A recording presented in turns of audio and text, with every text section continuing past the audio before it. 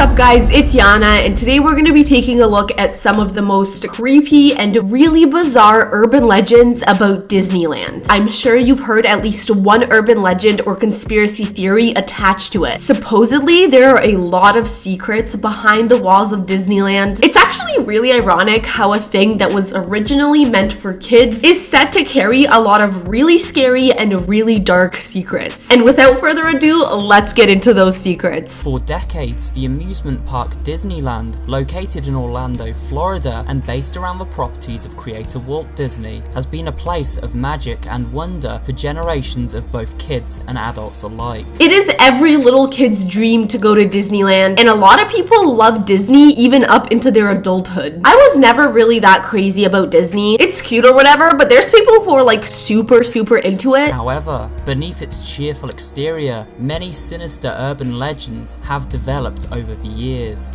Hauntings, deaths, and bizarre claims have been made by employees and visitors alike. The fact that employees are reporting some of these things really shows you how real they are, because a lot of the employees know exactly what goes on behind closed doors. There is a haunted house attraction in Disneyland known as the Haunted Mansion. In fact, the mansion has proven so popular over the years since its creation at the park in 1969 that a film was produced based around it. I've definitely heard of this ride. I think it's the ride that is most associated with Disneyland. It's their most popular ride, and I've definitely heard that it's scary. However, rumors have circulated over the years that prior to the ride's opening back in the 1960s, a preview event was held to select members of the public so Disney could gain feedback.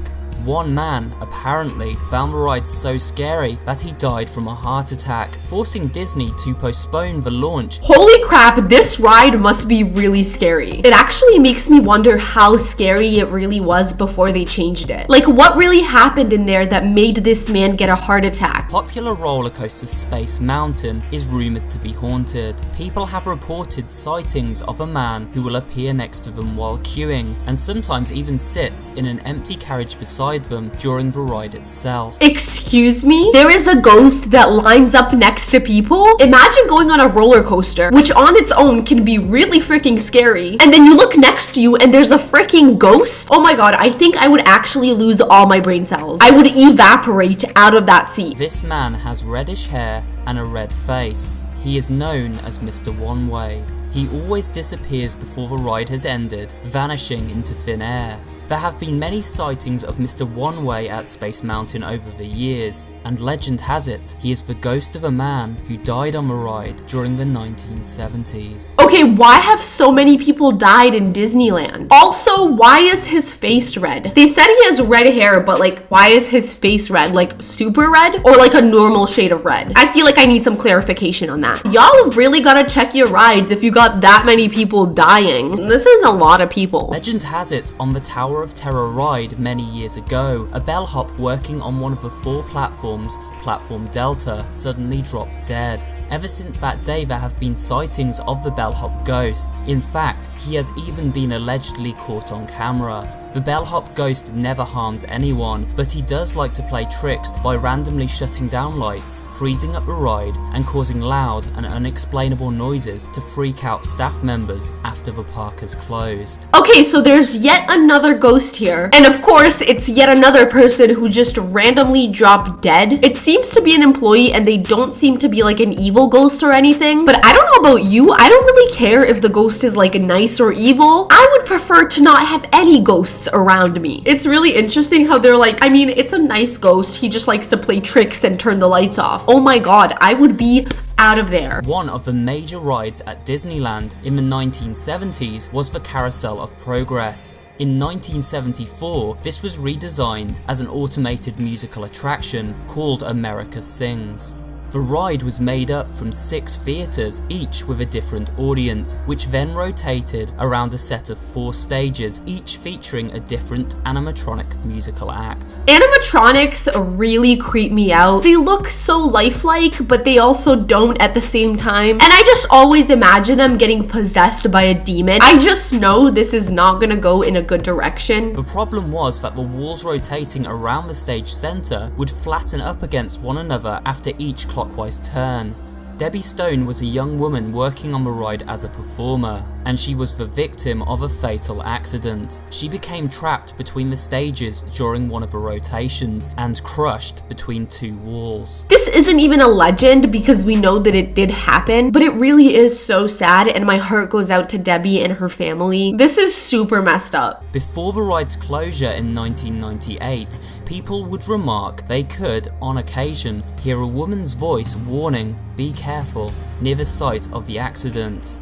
And this was said to be the ghost of Debbie Stone, warning other workers so they would not befall a similar fate. I really feel like they should completely just close the ride down. I find it weird that they just kept it running, like something so terrible happened there, and you just keep the ride running, like kinda weird. Disneyland needs to get the hint. Over the years, there have been numerous accounts of people caught in the act of dumping the cremated remains of loved ones in the haunted mansion.